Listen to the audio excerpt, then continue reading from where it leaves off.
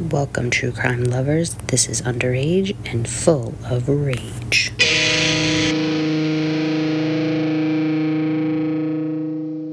Welcome, everybody, to another episode of Underage and Full of Rage, the podcast where the convicted are minors and their crimes are anything but. I am your host, Becky, and with me, as always, is my co-host, Adam. Hello. So today we are in Pontiac, Michigan. Now, Pontiac is a city located in Oakland County and is roughly about 26 miles northwest of downtown Detroit. It's also considered, part of like the metropolitan area.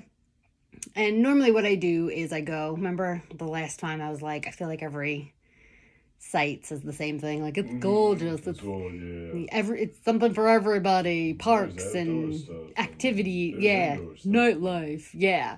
So instead, that's boring. So I switched it up a bit and I started looking at more of like reviews of towns and stuff like that, or what they're ranked. Ooh, for instance. Okay. So, for instance, Pontiac is ranked number 7 for the worst city to live in Michigan, with Detroit being number 6 and Flint being number 2.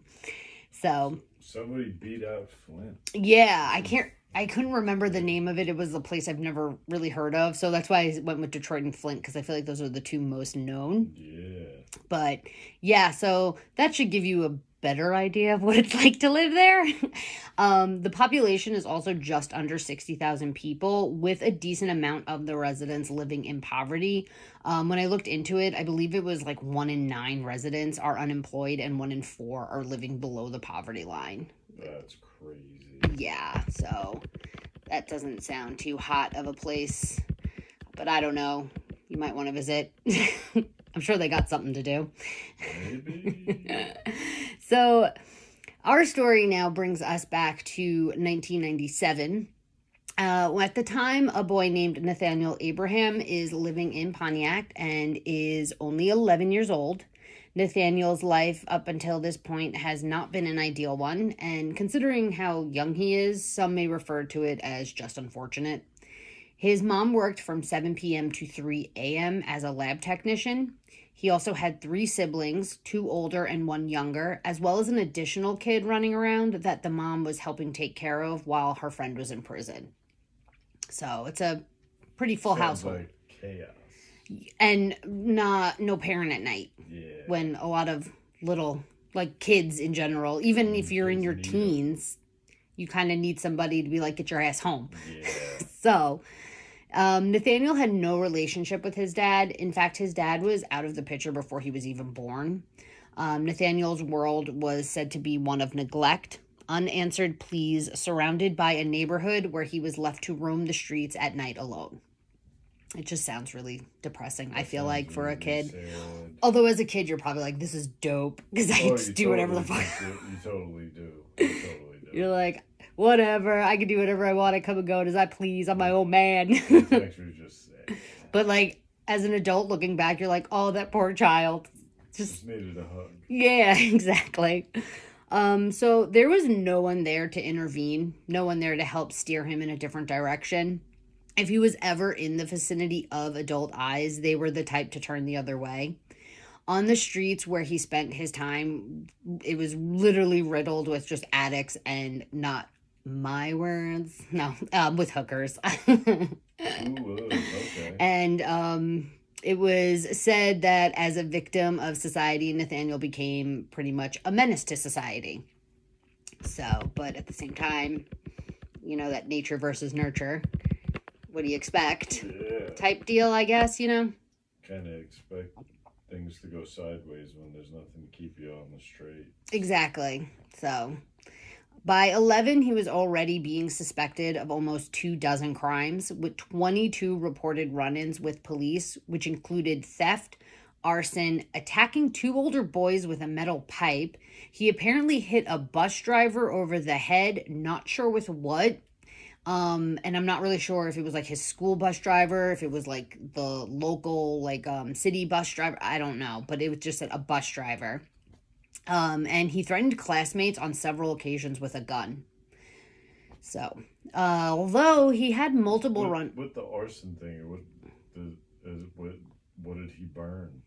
It didn't say. So, I mean, I don't know if he was like trying to burn down a building or if it was like one of those things where they caught him just like lighting things on fire in a parking lot. That's what I was wondering. Like, I mean. Or was he trying to like burn down a forest, Yeah, which, I mean, fire is fun when you're a kid, so, I don't know. I feel like. Okay.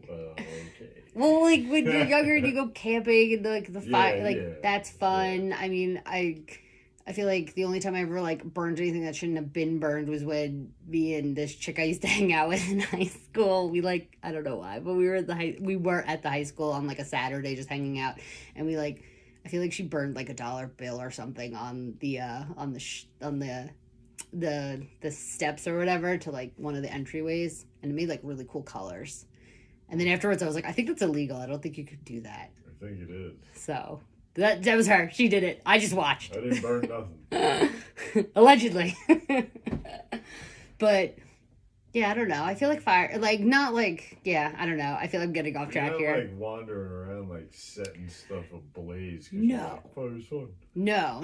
I'm not that. Yeah, I'm not that deranged. That's why I'm not a flamer. I'm not a flamer. So. That's why I was wondering.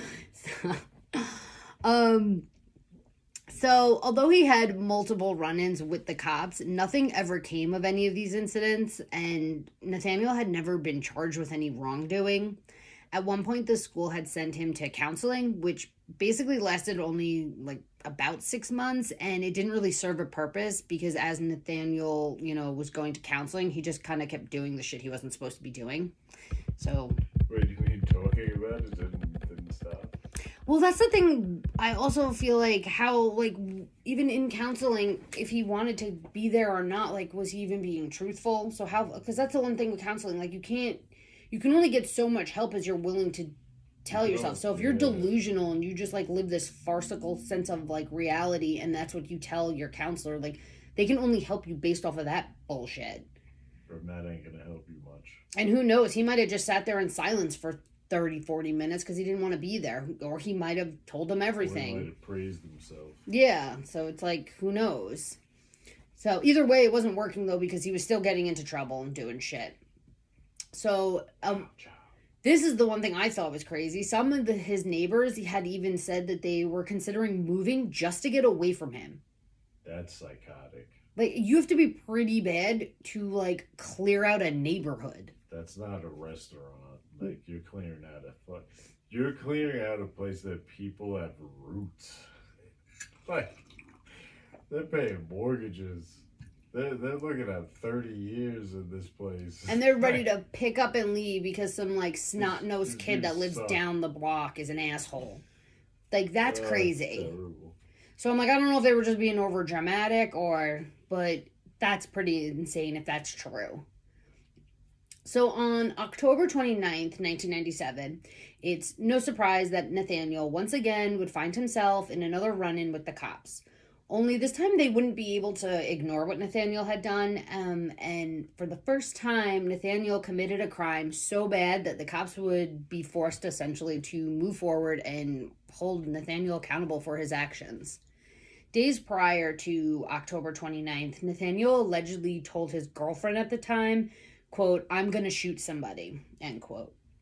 Then, on October 29th, Nathaniel had stolen a rifle and had been practicing shooting it on some balloons, as well as shooting at neighbors' houses. He shot at 3 streetlights and even missed a bystander before standing approximately 200 feet outside of the local convenience store where 18-year-old Ronnie Greene had been standing.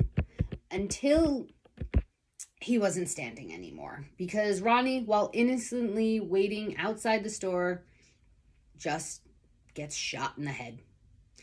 He is shot with a .22 caliber rifle. Gunman, is that big? Little. That's little? Okay. So it's also the same rifle that Nathaniel had stolen and the same rifle that 11-year-old, again, Nathaniel, had just taken aimed and shot with. That's insane. So, What Nathaniel was actually aiming at is highly up for debate, as his story changed when talking to detectives, as well as his whole defense being one that it was a complete accident. After police track down Nathaniel, him and his mom are both brought in so detectives can question him. Before they can talk to him, they do have to go over his Miranda rights because he's obviously a suspect, which his mom was present for. And for whatever reason, Nathaniel's mom decides to sign the form waiving his rights, and then Nathaniel signed it too, which that kind of annoys me because it's like he doesn't know what he's signing. He's literally, his mom probably said sign this, or they were like sign this, so he signed it. He was like, all right. Like, what 11-year-old really understands their Miranda rights? None. Like, you know, like, so I like the fact that I don't know, like, to make that a point too, like, yeah, I think it's a bigger deal that she signed it, not that he signed it too. Like, of course he signed it. She just signed the form and she probably threw it over to him and he signed it as well. Him signing's irrelevant. Exactly.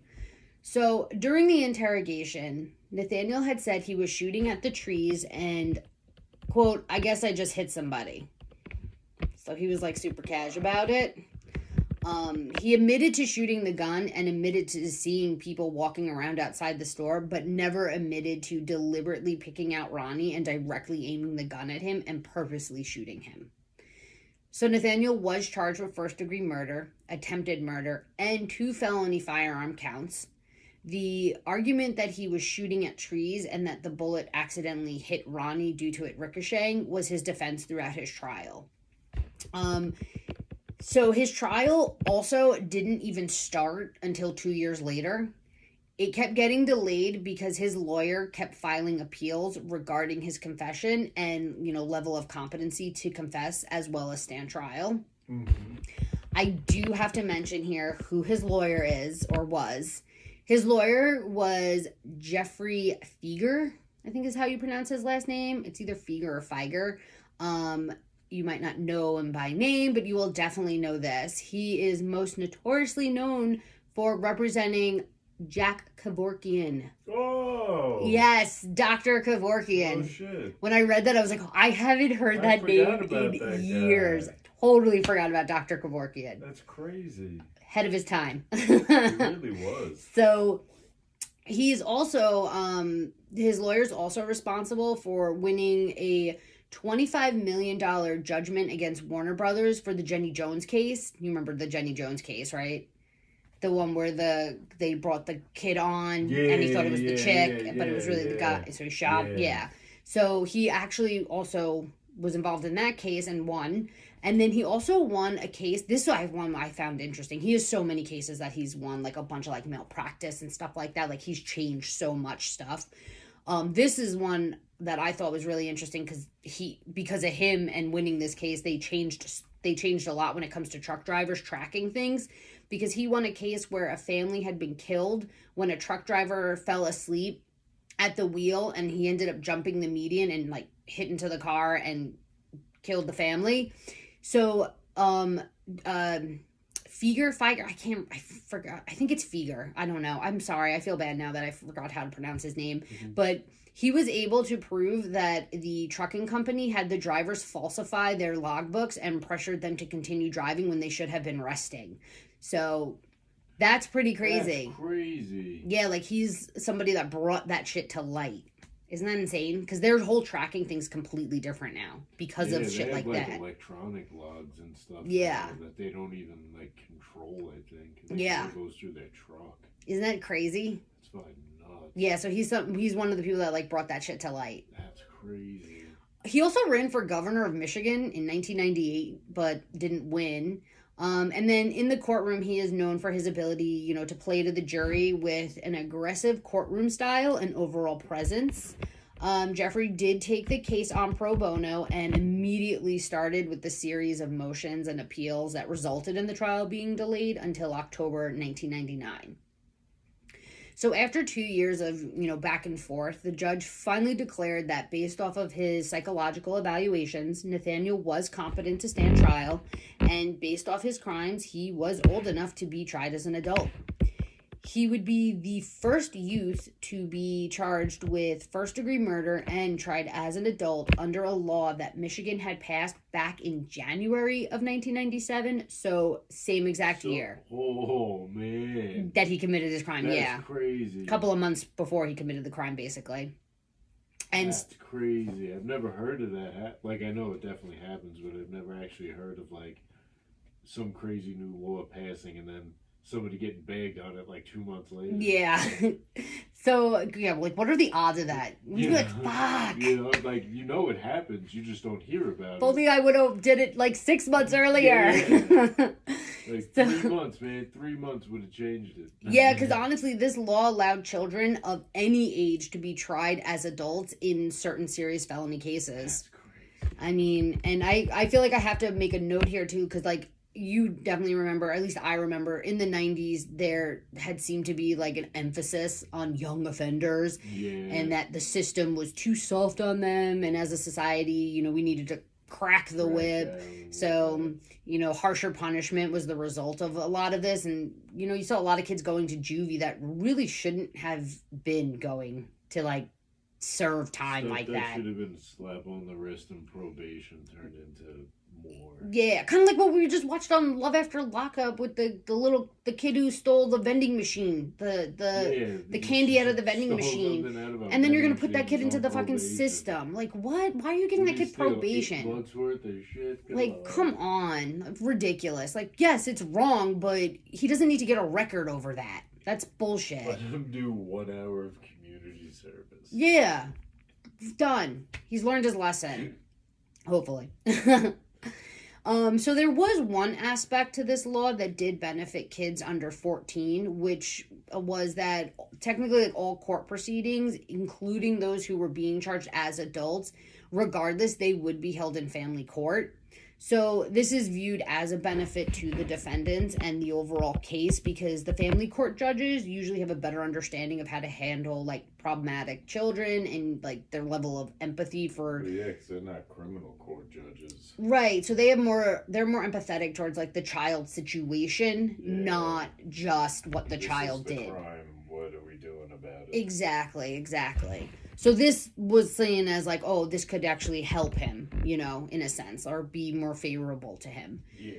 So now the trial is ready to start, and Nathaniel is now 13. He looks much different from the small 65-pound boy in the oversized prison garb the court first met. 65 pounds. When he was 11, back in 1997, he was that size. At his pretrial hearings, but since then, I mean, he has grown significantly. Oh my God, significantly, which made him, just less sympathetic to the public and the jurors because he looked. Doesn't look like a little kid no more. Yeah, he's a little more grown. So, prosecutors argued that Nathaniel wasn't as innocent as he may have looked, and of course, they rehashed his criminal background. Their aim was to have the jury maintain focus on the fact that Nathaniel had practiced firing the rifle and bragged to friends about wanting to shoot someone. They also emphasized that despite his age, he did have the capacity to form an intent to kill. They pointed out that Nathaniel seemed to be able to create a plan because he spoke about the shooting beforehand. He had obtained bullets, and he knew what the bullets were for and what they could do. So the prosecution also pointed out that he loaded the gun by himself and then shot multiple times before the incident. So, like, making it very clear, he knows how to operate the gun. Exactly what he was doing with that thing in his hands. Exactly. In a surprising twist, the prosecution did, however, offer Nathaniel's mom, who immediately took on, like, a victim role about how the system failed her son, an apology, and they publicly stated that the system did fail him, and for that they were sorry. Saying in an extent she wasn't, she is kind of right because, like, all the interactions that the cops had with him prior to this incident should have led to some type of something that would get him off the streets, and it didn't. So that's where they're like, yes, the system did technically fail him. But at the same time, like, personally, I feel it's a combination of shit. Like, you can't just completely blame the system. Like, yeah, there's other things at play here, like a lack of supervision and stuff like that. So I feel like it's just a combination of both. Yeah, and then it's also one of those things that could have done something, gotten him off of the streets, and then it would have been too harsh and too much. Wait, what do you mean? Like, what if, like, his penalties to, like, all the interactions with police and stuff beforehand, they had, like, hammered him with, like, punishment and stuff. And then he would have been, like, some degenerate scumbag criminal forever anyway. But he just wouldn't have killed somebody. Oh, I do see what you're saying. Oh, yeah. So what's worse? It's like, maybe he would have still killed somebody. I don't know. That's true. Yeah, I don't know. I guess we never know. Well, the thing that I can say, though, they apologize for their part in the failure. Yeah. So that's something. I mean, they usually, very rare. Government very rarely will apologize. Exactly.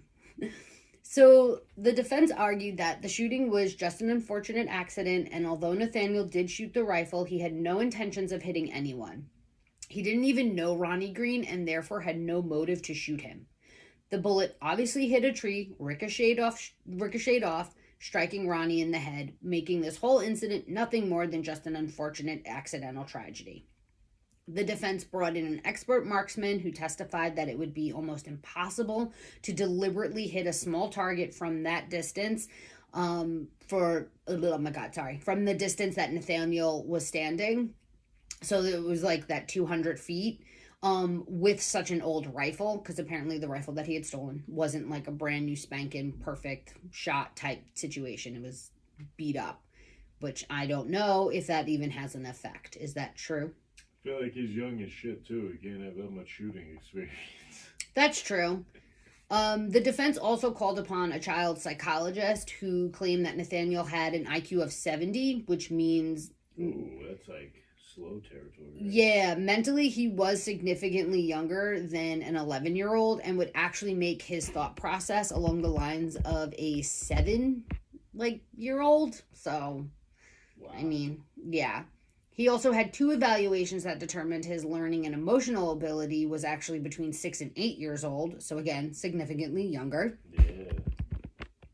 And addressing his mental capacity or lack thereof was the defense's attempt to prove that Nathaniel lacked the mental capacity to form the intent to kill, which of course the prosecution, rebutted.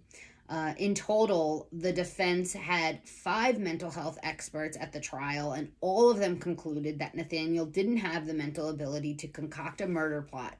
They claimed he wasn't smart enough, and they all agreed that he had no control over his impulses and was essentially operating on a level much younger than that of an average 11-year-old. So, I mean... Makes sense. You could also get people to say anything in favor of you. You can. That's the only thing that sucks about court experts is because they're only an expert to whatever side they need to be an expert to. You know what I'm saying? Yeah.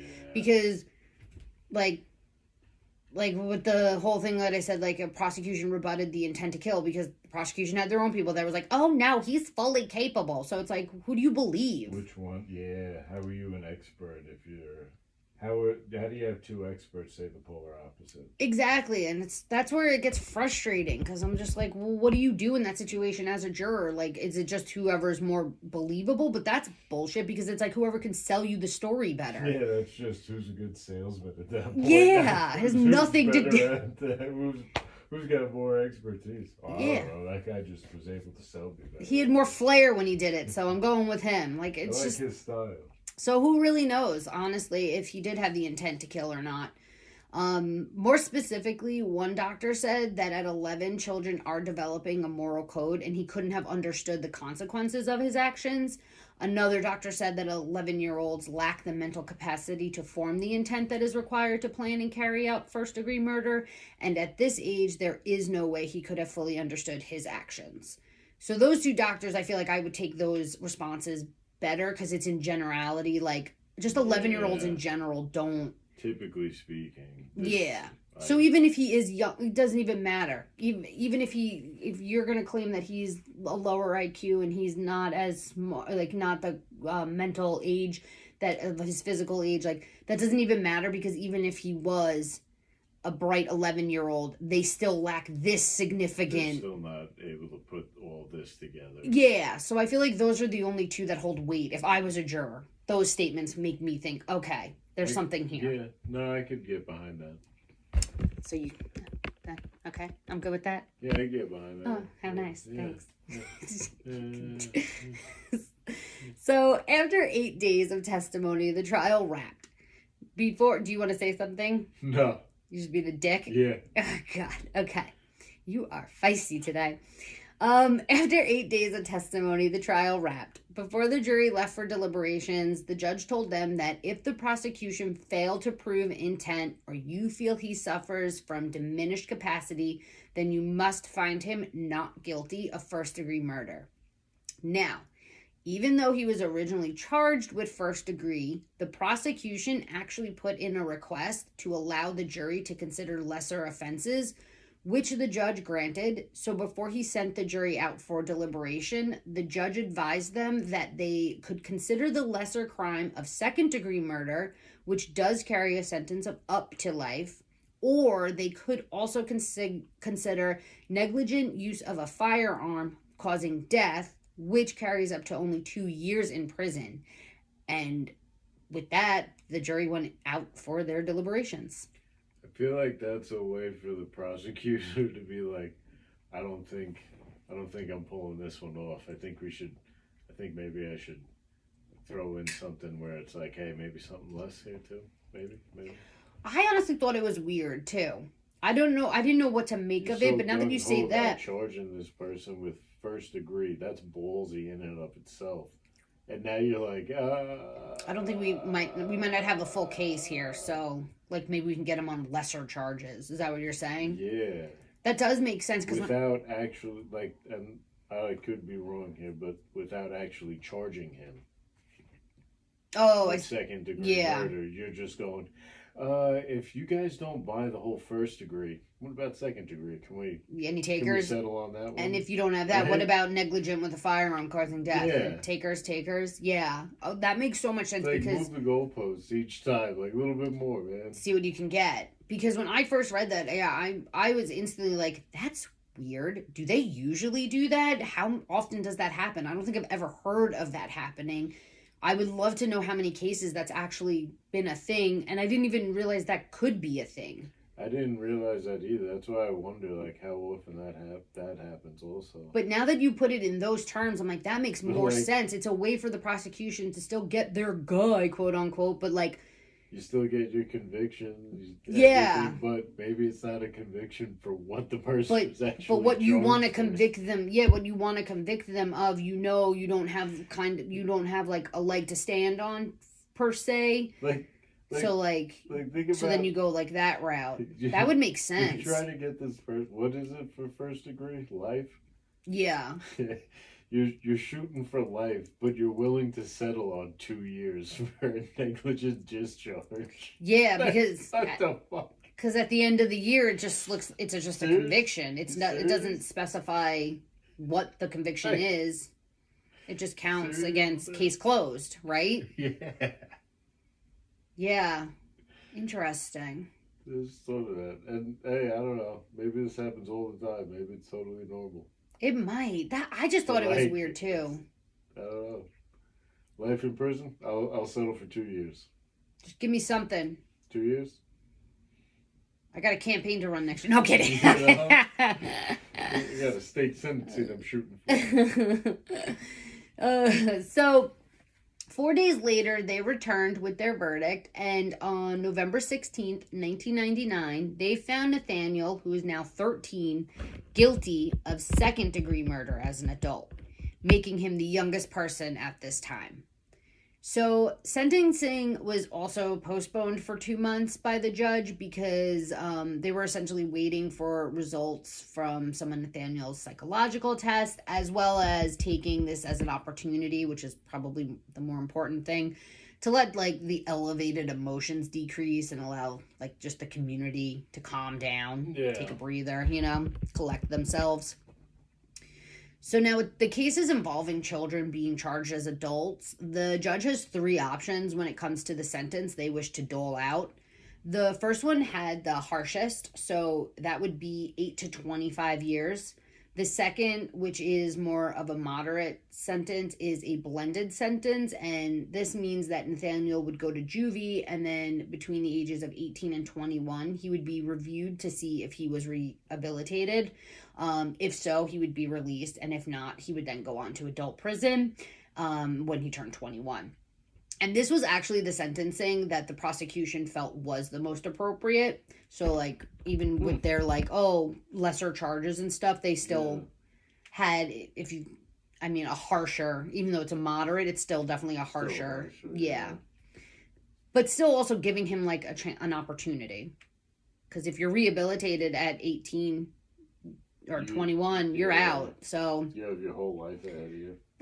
But at the same time, you should still kind of, like, pay some type of something. Yeah, you should still, And, he was also a problem child before that, so it probably would do him some good to get, like, some type of structure in his life. I don't know if juvie's the best place for that. I couldn't imagine Michigan juvenile facility is ideal. I don't know, though. I feel like back then, too, I feel like all the juvie centers were just mini jails. It was probably horrible. They were terrible, so... but the third option and most lenient would mean that Nathaniel would be sent to max juvie until he turned 21 and then would be set free regardless of being rehabilitated or not. So, which item do you think it was? Which sentence do you think he got? The latter. All three of them are ladders. No, the no, I know. I'm kidding. Choice number 3. Good choice. Yes, choice number 3. Go. So that means Nathaniel was sentenced to max juvie until he turned 21 and then would be set free regardless. So when the judge gave the sentence, he took the opportunity to take a couple of digs at the Michigan law pertaining to the juvenile cases.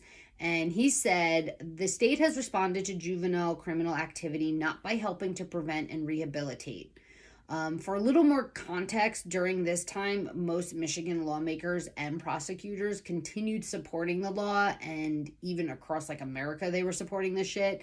There was no state that seemed kind of ready to abandon their own statutes, even though a lot of them probably may have been questioning the benefits of these laws. They were just still, like, fall in line, follow, blindly. So he also said that Nathaniel was a symbol of society's failures and called for national and local juvie reform because we need, to stop seeing incarceration as a long-term solution, which he's not wrong. He also urged legislature to lean toward improving the resources and programs within the juvie system rather than putting more youth into an already failed adult system. Fair. There you go, yeah. His speech for sentencing lasted 20 minutes long. It's a long goddamn speech. Yeah, I'm curious to know, like, how often that happens. How many other things were on the docket that day? Yeah.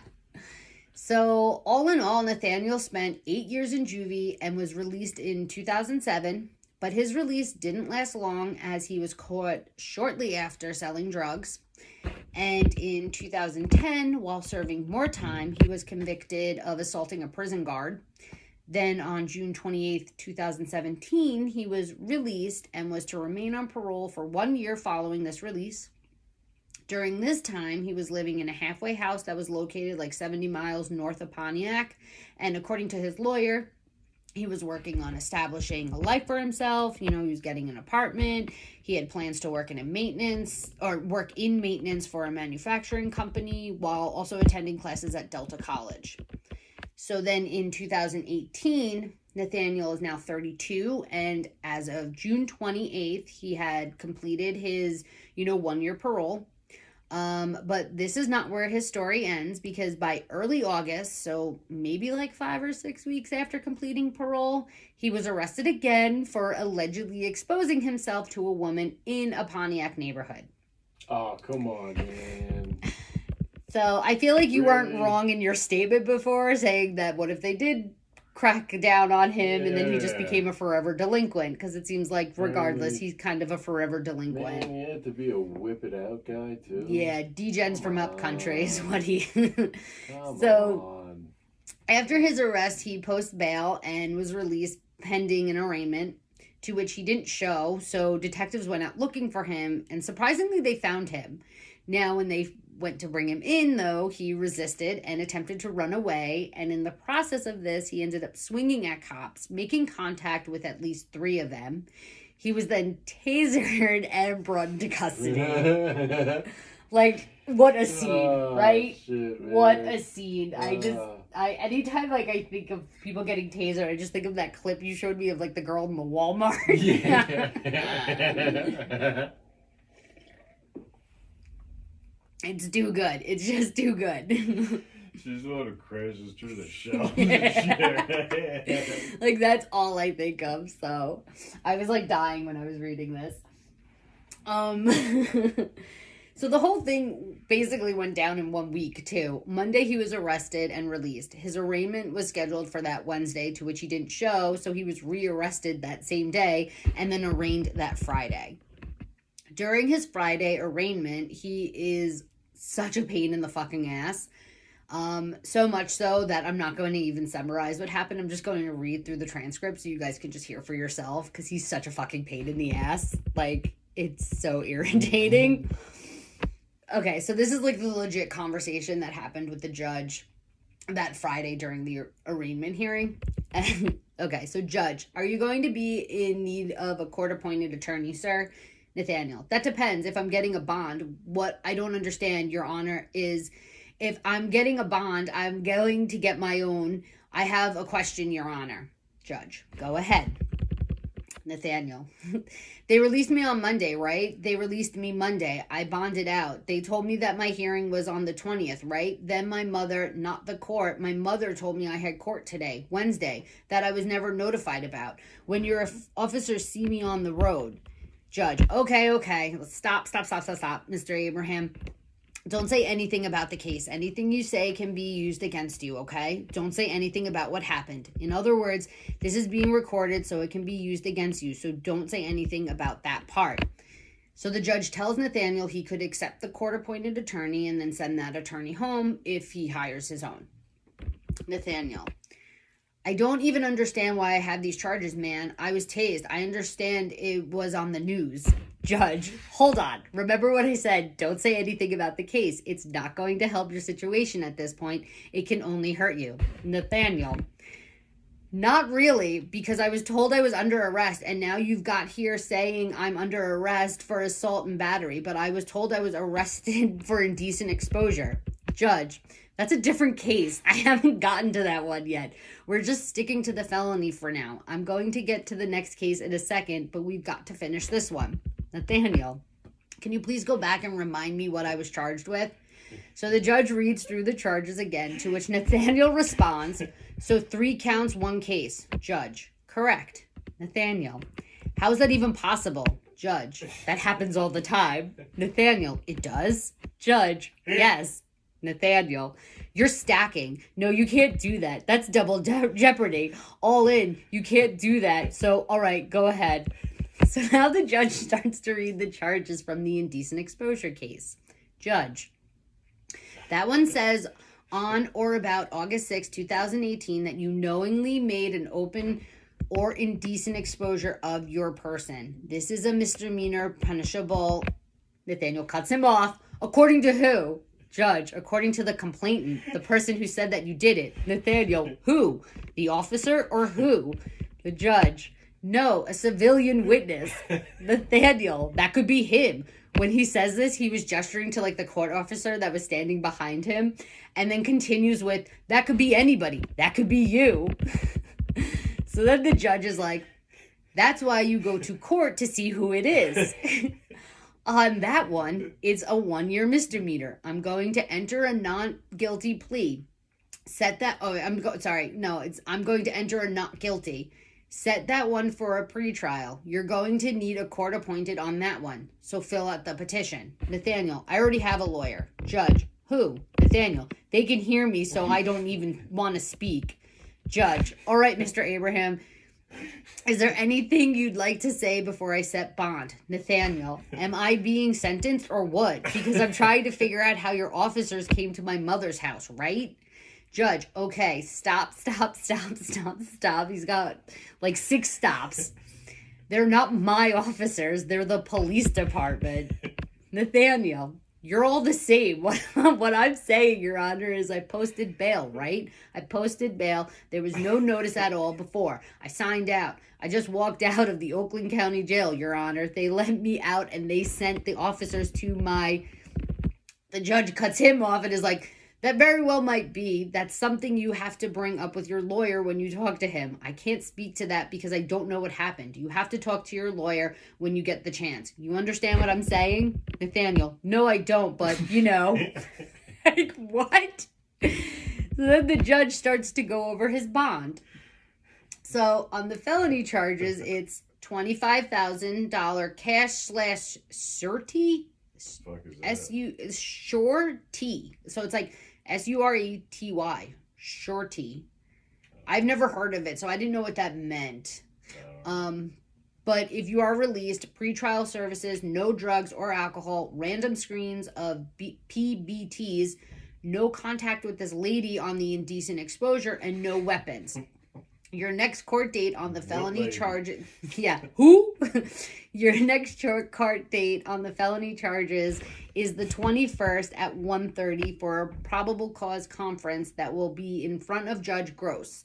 On the other case, the indecent exposure, it's $5,000 cash or / surety, whatever that is, or 10%.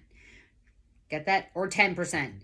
Your next court date for that will be in front of Judge Thomas, August 28th at 9 a.m. Any questions? Nathaniel, yeah, so will I get 10% on the $25,000? Judge, no, sir, you do not get a 10% on the $25,000. You do get a 10% on the $5,000. Nathaniel, okay, so I have to give you $25,000 to get out of jail. Judge, and the extra $500 if you want to get out on both. Yes, Nathaniel, but you just said $5,000 you're on record saying $5,000. Judge, $5,000 cash or 10%, okay? You're all set. Nathaniel, okay, I'm all set. What a frustrating individual. Am I crazy? What's the video of that? I feel like if that judge has glasses, the glasses would definitely take it off and throw it down. Like, oh pinch, when people look like, they pinch like their bridge of their nose, like, I was dying when I was reading through this. That's why I was like, I have to read through this because this is just too funny. This is too good. That 70 IQ is making sense. Right? Like, such a frustrating individual. You just said 5,000. My officers, you're all the same. Or well, the thing with the lawyer, they can hear me, so I don't want to speak. What are you talking about? You haven't shut up since you've been there. Oh my God, it's too good. So as of today, Nathaniel is currently serving time at the Ernest C. Brooks Correctional Facility for what looks like the resisting arrest and assault on the arresting officers, as well as selling / manufacturing meth and maintaining a drug house. His earliest release date was set at February 28th, 2025, which clearly has come and gone, so obviously he didn't get out. And his latest date or max release date is set for February 28th, 2059. And if he ends up doing the full time, he will be 73, I believe, if I did that math right, because he was born in January of 86. 59, that's crazy. Yeah, and he'll be 73 when he gets out. I'm pretty sure it's 73. I think I did that math right. Yeah, 2059. Yeah. The scary part is it's like it's not that far, but it, yeah. So that, everyone, was the completely random and unnecessary murder of 18-year-old Ronnie Greene by 11-year-old Nathaniel Abraham. What do you think? Do you think it was accidental or do you think deliberate? I don't know. I feel like it was probably somewhat accidental. I was thinking it might have been accidental too. I don't know if because beforehand he was shooting at random shit. So that's the only reason why I was thinking, I feel like he just continued shooting at random shit. Yeah, and it just so happened to not work out. Or he thought he maybe was being funny and shooting in the direction, like, by him just to scare him, but it turned out hitting him. That's the other thing I was thinking, but I didn't think he was, I personally didn't think the deliberately, so. Me either. All right, so you know what that means, everyone. It is now time for our shithead of the week. Adam, who do you have for us? So we got Matt from Leesburg, Florida, from back in 2021. On this one, I never heard of Leesburg. Leesburg. Yeah. Okay. So this kid's parents. How old is he? He's 16. Oh, okay. Ends up calling the cops because their kid went out for a bike ride, and by like 9 o'clock he wasn't home yet. Oh no. And the kid's got, not Matt, this is another kid. My worst nightmare. He's like slightly mentally challenged, so they were extra worried about him. You know? Oh, the kid that like didn't return home? Yeah. Oh no. So the cops get called, whatever. Okay, so they go out, start looking for him. Uh-huh. And they find this kid like at a road by the woods with a swollen face, bruised up, beaten. Oh no. And that fucker beat him up. The cops see him and they're like, "Oh, what's going on? You know, you're obviously whoever, blah blah." Yeah. And the kid tells him exactly what happened. The kid took him into the woods and just beat him. Oh. And while beating him, oh God, the kid went unconscious multiple times. Oh my God. And the kid actually asked, "Why wouldn't you die?" while he was beating him, because he wanted to know what it was like. The 16-year-old was just like, why won't you die? And this whole thing started because this kid who's mentally challenged may or may not have said something about this kid's sister. But he's mentally challenged. May or may not. So he didn't say shit, and the kid needed a reason to beat him up instead of saying, I wanted to know what it felt like a Melissa Bustamante style. The kid stopped beating him because he got tired. Well, it is a very exhausting thing. Like, got to him, like, you know, what's up? You beat this kid. He was like, yeah, and he showed him where it all happened and everything, like nonchalant and shit. He got charged with attempted murder, though. Oh, he did. I was gonna say he had to have gotten charged with like assault or something, but I guess probably the claims of like, why won't you die? I mean, like, how fucked up do you gotta be? Well, that's what I was saying. It was like Alyssa Bustamante style, because that's what she said because she killed her like little sister's best friend. I think it was like she was only like 15, maybe 13. I don't remember how old she was, but she ended up killing, I think it was like a 10 or 8-year-old. And when she was when they asked her why, she said she wanted to know what it felt like. Fuck, crazy. Yeah. That's the girl that I told you that kept doing the belly flops, and I was like, she's like demented, and then you were like, oh, I did that. And I was like, you're demented. Oh, yeah. I was like, you're a fucking weirdo. Yeah. That's sociopath. Yeah. Belly flops. Whatever, man. So then I guess this kid went to jail and shit. Is he still in prison? Yeah, because this was a few years ago. So what did he get for attempted murder? Oh, I don't know. I wonder. What's his name? Matthew. Matthew what? I didn't write that down. Well, that would be very helpful. So then leave the last names out. What's the big deal? Well, because I want to look it up because I'm curious what this kid got sentenced to. Oh, okay. So I could show you. What? Well, other people might want to look it up too. It's mystery. Not the mystery we want in our lives. It is. It's good. And he was 16? Yeah. Jesus. That's terrifying. Horrible is what it is. That is. Thank God they found that kid. That poor kid. That kid walked out of the woods on his own. Oh, he was probably so confused and terrified. What the fuck? God. Yeah. We suck as a society. People are garbage. We really should be ashamed of ourselves. I don't even know how any of us live. Garbage people. Oh, God. Well, on that note, thank you for hanging out with us today. And please don't forget to rate and review and follow us on whatever platform you guys are listening.